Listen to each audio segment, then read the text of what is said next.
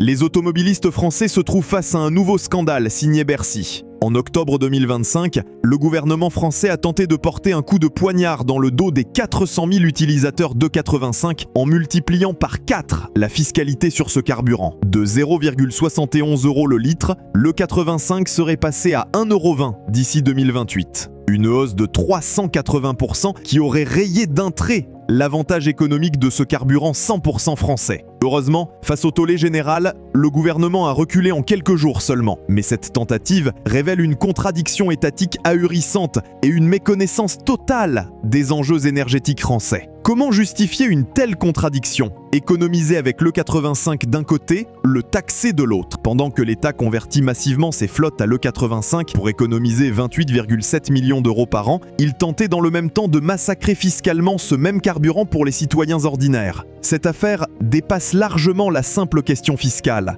Elle révèle l'opposition frontale entre deux visions de l'avenir énergétique français. D'un côté, une solution pragmatique, souveraine et immédiatement déployable avec l'E85. De l'autre, l'obsession idéologique pour le tout électrique, imposée par Bruxelles au mépris des réalités françaises. Cette opposition reflète également un clivage profond entre les élites déconnectées du terrain et les citoyens qui cherchent des solutions concrètes à leurs problèmes quotidiens. L'ampleur de cette contradiction gouvernementale soulève des questions fondamentales sur la cohérence de la politique énergétique française. Peut-on imaginer contradiction plus flagrante? Cette incohérence politique révèle l'influence délétère des lobbies et l'absence de vision stratégique à long terme de nos dirigeants. Commençons par rappeler ce qu'est vraiment l'E85. Ce carburant contient 85% de bioéthanol, produit exclusivement en France, à partir de betteraves, blé et maïs français. Les chiffres environnementaux parlent d'eux-mêmes et démontent les préjugés soigneusement entretenus par les adversaires des biocarburants. En 2023, la filière bioéthanol française a permis d'éviter l'importation de 2 millions de tonnes de CO2. Cette réduction massive des émissions s'explique par le cycle vertueux de production du bioéthanol, où les plantes captent le CO2 atmosphérique pendant leur croissance avant de le relâcher lors de la combustion.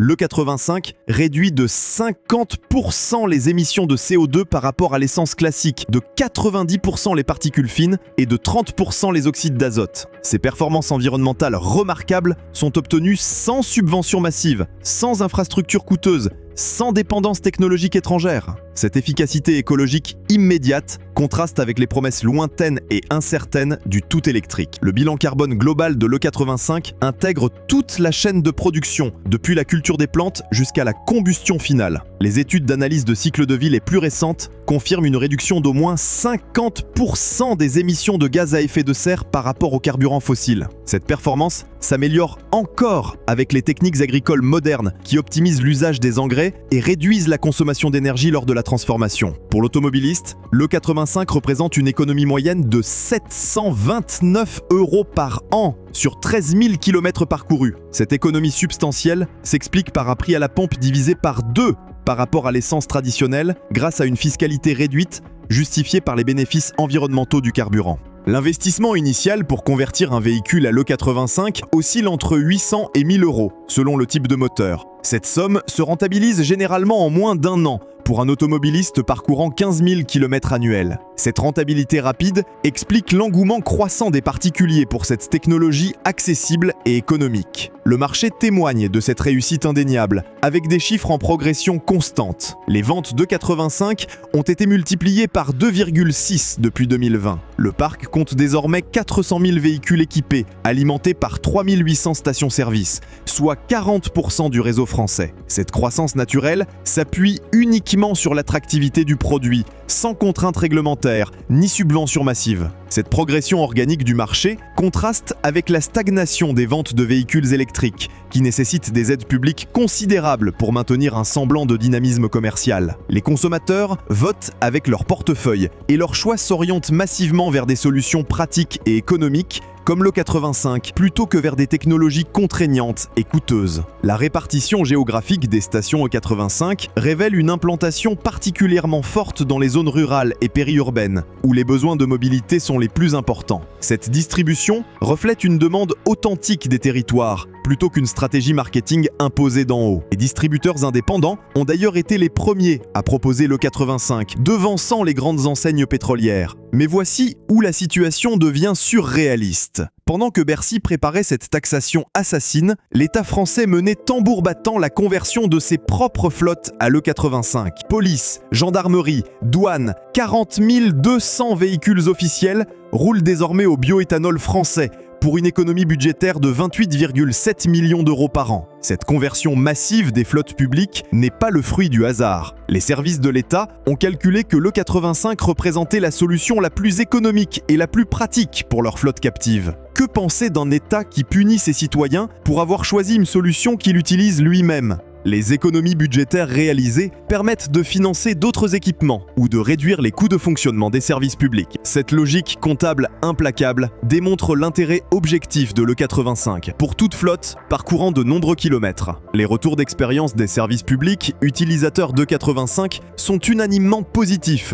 Aucun problème de fiabilité, aucune contrainte opérationnelle, aucune formation spécifique nécessaire pour les chauffeurs. Cette simplicité d'usage explique l'adoption rapide et sans heurts par des organisations pourtant réputées conservatrices et attachées à la fiabilité de leurs équipements. Cette contradiction gouvernementale atteint des sommets grotesques. D'un côté, l'État économise des dizaines de millions avec l'E85. De l'autre, il tentait de détruire cette même filière en la rendant fiscalement non compétitive pour les citoyens. Une logique à deux vitesses qui révèle le mépris de nos élites pour les Français ordinaires contraints de subir des taxes que l'administration s'épargne. Cette incohérence politique s'inscrit dans une logique plus large de destruction des niches fiscales. Bercy a identifié 474 niches, totalisant 85,1 milliards d'euros. Parmi elles, la fiscalité réduite de l'E85 est qualifiée d'avantage injustifié par les technocrates de la rue de Rivoli. Mais peut-on vraiment parler de niche fiscale pour un carburant qui réduit notre dépendance énergétique,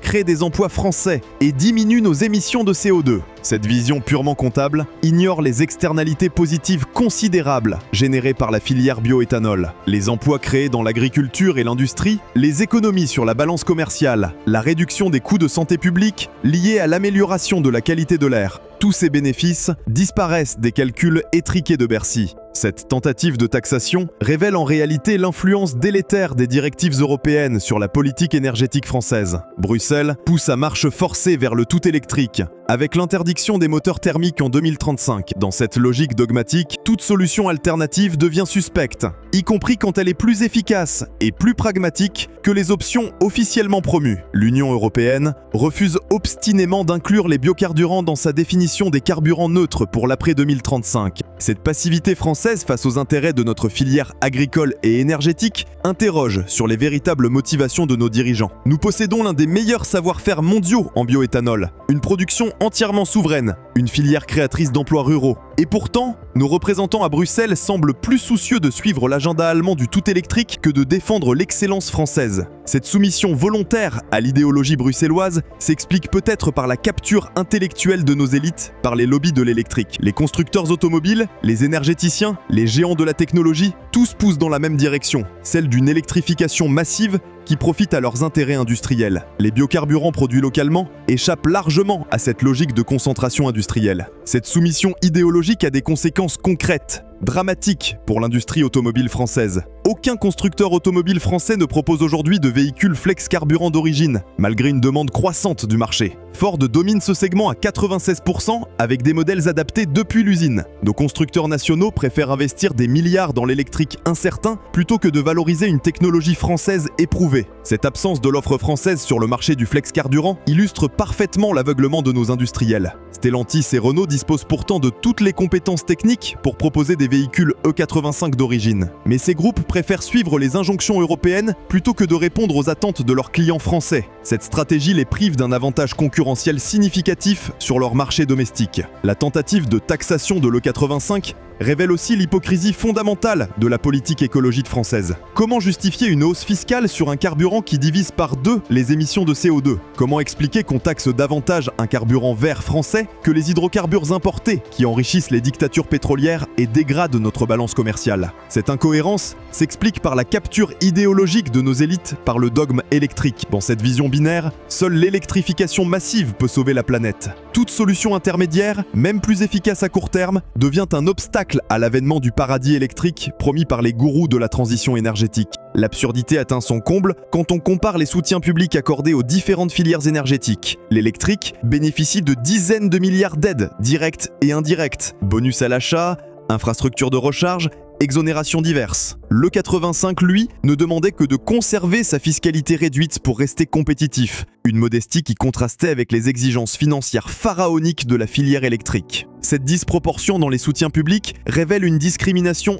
inadmissible entre les solutions de mobilité propre. Pourquoi favoriser massivement une technologie dépendante des importations chinoises au détriment d'une solution française éprouvée? Cette préférence pour l'étranger au détriment du national interroge sur les véritables motivations de nos décideurs publics. Au-delà des considérations énergétiques et écologiques, cette tentative de taxation visait directement les classes moyennes et populaires. Les utilisateurs d'E85 ne sont pas des bourgeois bohèmes parisiens roulant en Tesla subventionné. Ce sont souvent des travailleurs ruraux et périurbains, obligés de parcourir de longues distances quotidiennes pour leur emploi. Ces Français, souvent contraints par leurs faibles revenus, avaient consenti l'effort d'investir entre 800 et 1000 euros pour convertir leur véhicule à l'E85 sur la foi d'un avantage fiscal stable. La hausse programmée de 380% aurait anéanti leur investissement et leur aurait fait perdre 700 euros par an. Pour 400 000 utilisateurs, cela représentait un véritable matraquage fiscal de 280 millions d'euros. Cette ponction massive aurait frappé des ménages déjà étranglés par l'inflation et la hausse généralisée du coût de la vie. Cette taxation aurait constitué un véritable matraquage fiscal contre les territoires ruraux déjà victimes de la fermeture des services publics et de la hausse continue des carburants. Ces territoires où l'on ne peut pas vivre sans voiture, où les transports en commun sont inexistants, où l'électrique reste impraticable faute d'infrastructures adaptées. Cette double peine pour les territoires abandonnés illustre la déconnexion totale de nos élites avec les réalités provinciales. La référence aux gilets jaunes dans les réactions politiques ne doit rien au hasard. Cette taxation aurait pu déclencher un nouveau mouvement de colère populaire. Cette répétition des mêmes erreurs révèle l'enfermement de nos dirigeants dans une bulle parisienne imperméable aux réalités du terrain. Ces élites qui voyagent en voiture de fonction ou en transport en commun ne comprennent pas les contraintes de mobilité des Français ordinaires. Cette tentative de taxation aurait également détruit une filière industrielle française en pleine croissance. La conversion à l'E85 représente un marché en expansion rapide pour les équipementiers spécialisés. Flex Fuel Energy Development, leader français du secteur, avait équipé 1500 véhicules de flotte en 2024 et visait une forte croissance pour les années suivantes. Cette filière emploie directement des milliers de personnes, constructeurs de boîtiers, installateurs, stations-service, distributeurs. Elle s'appuie aussi sur l'agriculture française, 30 000 emplois dans les distilleries et la production de matières premières. Toute cette chaîne de valeur entièrement française aurait été menacée par une taxation déraisonnée conçue dans les bureaux de Bercy sans consultation des professionnels. Les distilleries françaises de bioéthanol représentent un savoir-faire unique en Europe. Elles transforment nos excédents agricoles en carburant vert, créant de la valeur ajoutée sur le territoire national. Cette industrie souveraine contraste avec la dépendance croissante aux batteries asiatiques dans la filière électrique. Cette maîtrise industrielle française mériterait d'être protégée et développée, plutôt que sabotée par une fiscalité punitive. La destruction programmée de cette filière aurait aussi privé la France d'innovations prometteuses. Les projets d'E85 100% renouvelables à partir d'essence de déchets, les hybrides rechargeables E85 équivalent CO2 à l'électrique d'ici 2035. Toutes ces avancées technologiques françaises auraient été compromises par l'incertitude fiscale créée par Bercy. Face à cette aberration fiscale, l'opposition a été unanime et immédiate. La Ligue de défense des conducteurs a dénoncé une contradiction étatique. L'association 40 millions d'automobilistes a parlé de double peine pour les automobilistes. Le collectif du bioéthanol a qualifié la mesure d'irrationnelle et de contraire aux intérêts français. Cette opposition transcende les clivages politiques traditionnels. Députés de droite comme de gauche ont dénoncé une mesure contraire aux intérêts français et particulièrement injuste pour les automobilistes modestes. La fiabilité n'est plus un problème avec les technologies actuelles. Les premiers boîtiers des années 2000 pouvaient effectivement poser des soucis de démarrage à froid ou de corrosion, mais les systèmes modernes ont résolu ces difficultés grâce à des cartographies sophistiquées et des matériaux adaptés. Nombre de véhicules cumulent désormais plus de 200 000 km à l'E85 sans problème particulier, démontrant la maturité de cette technologie. Face aux défis climatiques, l'E85 représente la solution de transition la plus pragmatique pour décarboner rapidement le transport. Alors que le renouvellement complet du parc automobile prendra des décennies, la conversion à l'E85 peut s'effectuer en quelques heures pour quelques centaines d'euros. Cette décarbonation immédiate s'avère particulièrement pertinente pour les flottes professionnelles. Les entreprises de transport, artisans commerciaux, peuvent réduire leur bilan carbone sans bouleverser leur organisation. Pas de contraintes de recharge, pas d'immobilisation prolongée, pas d'investissement lourd en infrastructure. Le 85 s'impose comme la solution évidente pour les professionnels pragmatiques, soucieux d'efficacité économique et environnementale. Cette cohérence entre contraintes financières et objectifs écologiques devrait inspirer nos dirigeants nationaux.